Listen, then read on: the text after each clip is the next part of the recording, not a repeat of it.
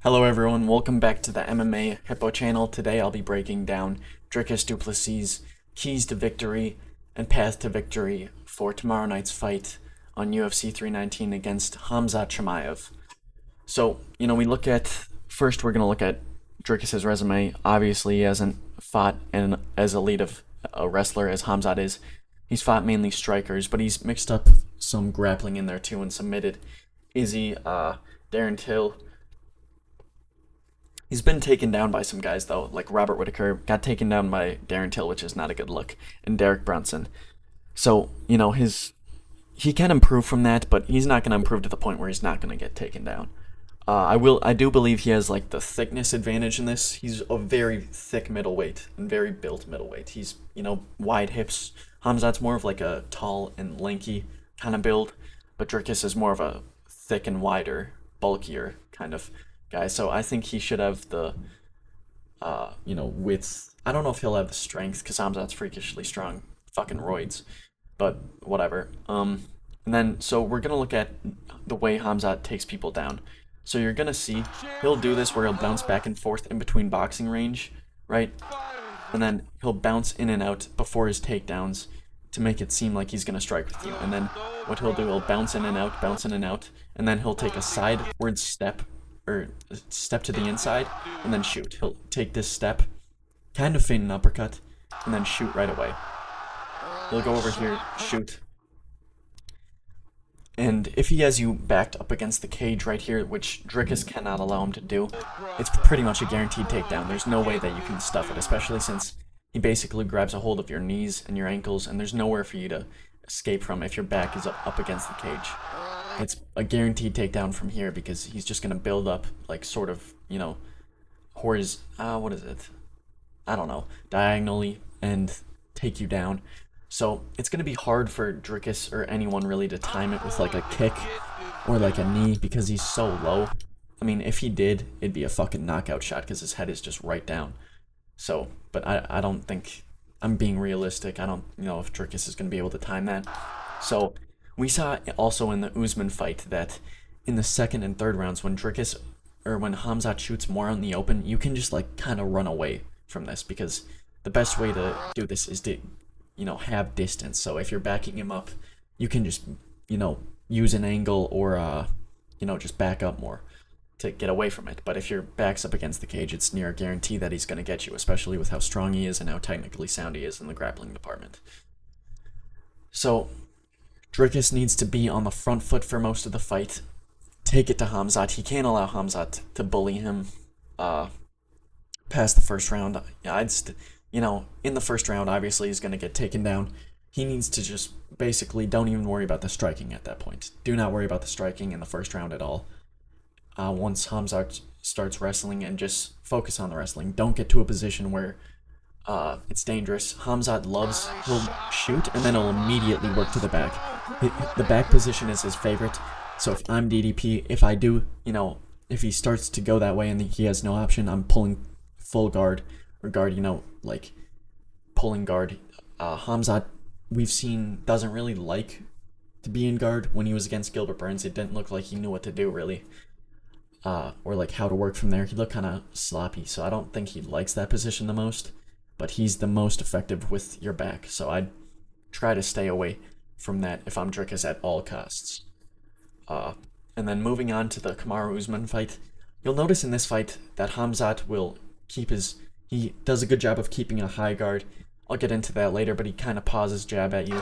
And you'll notice in this fight, he was reacting a lot to Kamaru's feints. Like, you'll notice every time he does just, like, something little, Khamzat will react. It'll be like the most minuscule thing, and Khamzat will just react very heavily, which Dricus does very good. He has very good feints, which he can use to advantage, and this is a key thing for Khamzat. You'll notice Khamzat, southpaw, kind of a flat-footed boxer and striker when he does strike, very reactive to feints. So this will be a key. If he can, Dricus loves doing this too. He'll do the weird stuff, jab, lunge in, get outside foot position, and then come in with a right hand. And this is horrible from Khamzat. He should not look to counter right here. He has generating no power right there. He should not strike, because if this is Dricus and that punch lands, there's no shot that Dricus doesn't follow this up with a rear body kick. It's wide open, and this is what Dricus should do because he loves ending those combinations with body kicks, which I think is a crucial key for him in this fight. He really needs to target the body and end each combo with a body kick to tire Khamzat out and just wear the gas tank down, which who knows how good it'll be with Khamzat. I expect it will be a little bit better than what we've seen, but I don't think it still should be 5-round cardio. So, that's a very strong key, but if this is DDP and he follows that up with a body kick, he needs to aggress more, like follow it up and not let Khamzat bounce back and intimidate you, because once Khamzat starts being the bully, he really starts to control the fight. You'll notice how much he's like telegraphing that. You see, even though he didn't throw it, you can see when he wants to throw. He also does a very bad job of, when you throw jabs at him, he'll lean the other way of the punch. So if Kamaru throws this jab, Khamzat's going to lean his head this way, which would be a good tool if Dricus could follow the jab up with a head kick. And he's going to use his lead question mark kick a lot because it's a very good tool just to mix it up. And Dricus really likes it. And I think it should land a couple times in this. Maybe not to knock out, just to, hurt him a little bit or wake him up or, get him cautious of DDP striking. And you'll notice how reactive Khamzat is. He's reacting to everything that Kamaru has for him. Now we go to the Dricus fight. Dricus loves pawing that jab out. He keeps a very good high guard. He'll do this weird thing where he switches stance, right? Maybe not do anything right away. Stutters, body kick, or a head kick. He loves doing that. And this is what he will hurt or really use against Khamzat, and it should land a lot. And it will get Khamzat backing up and, cautious of the striking because DDP's such a weird guy. And you'll notice Dricus always keeps his hands up very high. Keeps a good jab. He loves doing this where he'll paw the jab and then throw a body kick or a leg kick off it, which is a very good key for him. He should target the body more to wear Khamzat down. I think he should just solely target the body in this fight. Really just fucking hammer it. And then he really needs to keep that jab out there. This is the thing, like those that I was talking about in the Kamaru fight. Those lunges with the outside footwork position. DDP's a very good switch stance striker, so he can do this from either side, but he does a very good job of pivoting and get the out footwork position. And from there, Khamzat's going to look to strike, but, if he's in this position, he has no power. He's going to be standing up straight.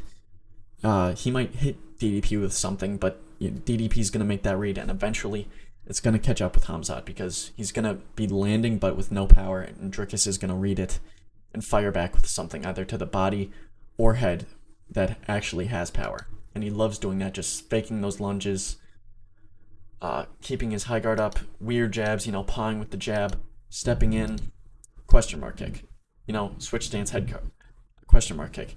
And this is like the weirdness of him. He'll be able to do this at any moment in the fight. He keeps his hands up at all times, switching stances, weird steps to the side, lunges, faking lunges, jabs, ending combinations with body kicks, defending with body kicks, and parrying with body kicks. He loves doing that too. He'll parry the jab, body kick, or leg kick, which is a very good tool. Like, even that is a weird read because he should not be doing that. But it makes the opponent cautious because that makes it look like he's going to throw a body kick. And he does a good job circling out. Even that's weird because he's already out of range. You can't really follow that up with anything. And this is a while ago. DDP has gotten better since this significantly. So he needs to stay on the front foot, pressuring with his jabs, his lunges, his feints, mainly teeps and body kicks to the body, ending combinations with body kicks, not being allowed to, or not being backed up to the cage, really just putting it on Khamzat. And if he does those weird lunges and those weird, like combinations and following it up to the body, I do predict that he will get a 4th round TKO. And be crowned once again as the best middleweight on the earth. Thanks for watching. That was my breakdown. Hopefully you guys tune in again. See ya.